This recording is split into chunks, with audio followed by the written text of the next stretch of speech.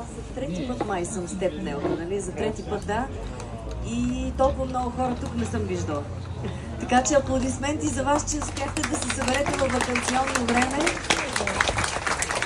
По повод сериозната работа, която си свършила, първо ще прочета отказ и после ще кажа защо съм избрала това. Свети Константин и Елена. Изгряла зорницата над посивелите облаци и повикала слънцето. Ставай, братко, празник е. Нестинарите не чакат. Виж ги, като мравки пъплят долу. Облякоха иконите на светците с червен плат, обшит с сребърни пари. Обиколиха селото и поеха към аязмото.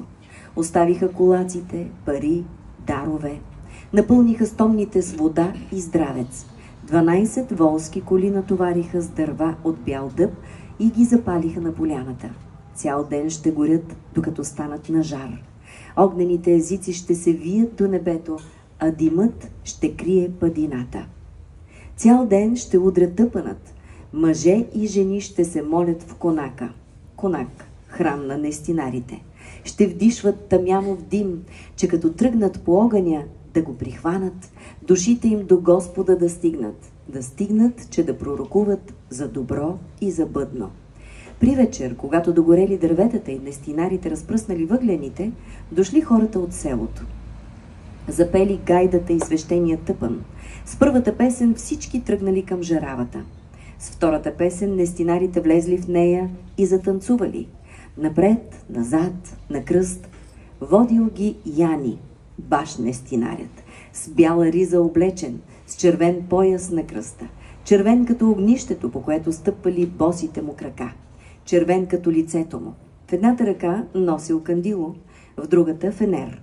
Зад гърба му Веса стискала иконата на светците Константин и Елена. С пронизителен вик пристъпила в огнения кръг и пресякла жаравата. Ситно, бързо обиколила я 3 пъти. Устните й шептели молитви, краката й в огън горели, тялото й се люшкало в ледена пот като риза на простор. Почервенявала като дявол, побелявала като мъртвец, бледнеяла като сянка, мятала се като луда, като че демони я дърпат и бесове разкъсват, като самодива с разпилени коси и нестинарска дреха. Тъпчела Веса въглените, греховете си да претъпче, нейните и на цялото село. Горели те под нозете й и пръскали лава до пазвата й. По кожата й ни мехур, ни белек оставали, защото светиите пазили нестинарите. Когато музиката бавно затихвала и Веса забавила крачка, кръстосала 3 пъти жаравата, 3 пъти прекръстила хората и оставила иконата в параклиса. С третата песен ритуалът свършил и всички затанцували за здраве Костадинското хоро. Яни, Яни! Спряла Веса на аязмото да измие стомната си и да си вземе здравец. За здраве да го носи в дома си, Стевко от здраве да не се отърве. Прихванаха ме светиите Яни. Кога с нагата ми да легна в огъня, душата ми стана лека като перушина и на горната земя отиде. Там само облаци и една отворена порта. Зад нея много ангели, с бели дрехи и бял ореол на главите. Един ангел се спря до мен и дума: голямо чудо има да става, Веске, чудо на чудесата. Аз съм ангелът на Стевчо.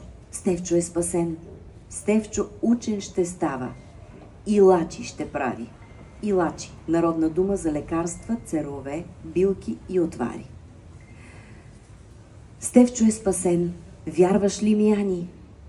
Мари, Веске, нали зато и постим, нали зато и се причестяваме и в огъня влизаме. Със светиите на едно да сме.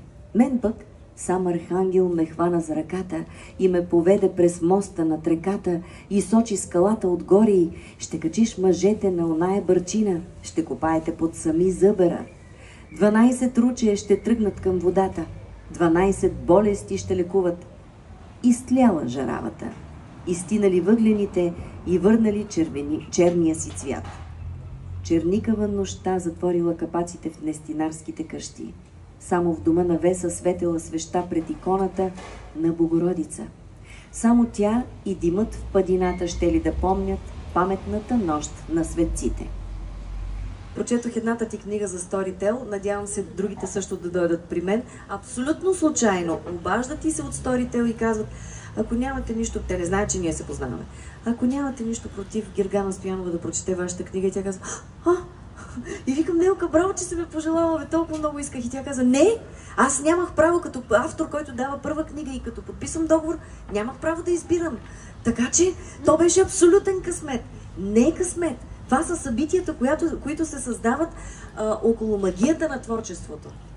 И всъщност важно е ние не просто да четем, не просто да се вълнуваме, не просто да намираме поводи да се вдъхновяваме. Важно е да живеем 2 педи над земята.